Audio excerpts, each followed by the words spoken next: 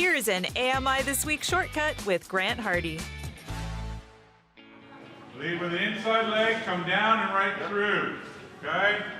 It's like the hard kind of conditioning, and it's still a team sport, but you go into the match by yourself, and it's all about what you can do, but your teammates will still be there to support you.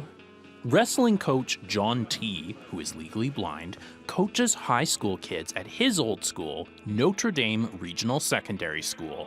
I walk into the school with my cane, and some of them still don't actually know what that is. They're just like, what's the cane for? And some of the seniors explain it to them. But then when they get into an actual like drill session or a match with me, they realize like it doesn't really mean anything. I'm still gonna take you down. It may not mean anything for John's wrestling game, but as student wrestler Angelina Floro explains, working with John means a lot. John is like one of my favorite coaches. He's so much fun. He teaches me so much.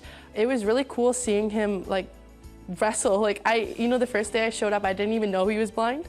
Like it was so cool just like finding out. I was like, are you sure? Like I wasn't 100% sure. Like I thought they were all messing with me.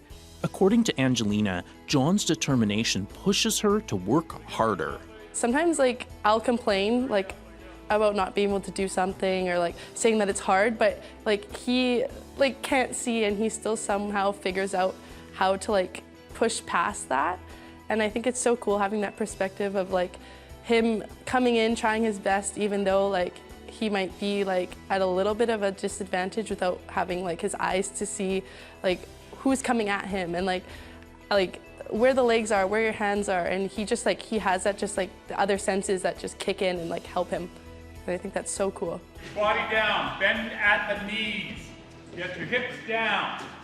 John's skills are put to good use in partnership with assistant coach Dick Woldring. I tend to be the loud, dominant coach who directs things, but we use John largely on the one-on-one, working with novice athletes or somebody who needs a correction, because he's really good because he has physical kinesthetic touch with them, and he can correct their body position by feel. He's that good at it. And it makes an enormous difference to the athlete he's coaching because they get very concentrated, dedicated time with John. Intrigued, I asked John to concentrate a bit of time on me and show me some moves. So one of the simplest things is called a half Nelson. Okay. Like you hear those shows, WWE half Nelson? We began by lying on our stomachs on a mat, John on top of me. John placed his arm under my shoulder and secured his hand on the back of my head, with his chest on my back. This gave him leverage to flip me onto my back and pin me down. Then it was time to turn the tables. I tried the half Nelson on John. Yep, just put all your weight on me, Grant. Don't worry about that. Okay. Yep, now you, as you go, you turn the head. Push the head up. Yep, and then move your left arm so it's out of the way a bit. Yep. Of course. And then you go. Okay, I think I kind of get it now, hey? Yeah. I can see how wrestling is a fun and inclusive sport that everyone can learn.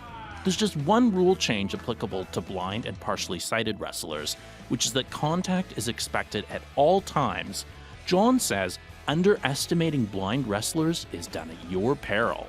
Angelina said last year her friend went up against one of our other blind our only blind wrestler we have joined this team from another school. Apparently her friend said, this won't be too hard, right? That guy doesn't see, I gotta go easy on him. And she warned him to put up his guard. And 30 seconds later he comes back because he lost and said, well, apparently your guy can wrestle. I'm like, yeah, you should have paid attention. For John, this is a way to have fun, make a difference, and give back to the community. Sometimes the mentality of some of these kids when they come in, like some of them are a little overweight or they're not confident. And if they see someone who it's like, oh, he doesn't see very well, but it's like, I'm still doing all this and I'm teaching you all this stuff. Well, what can you do?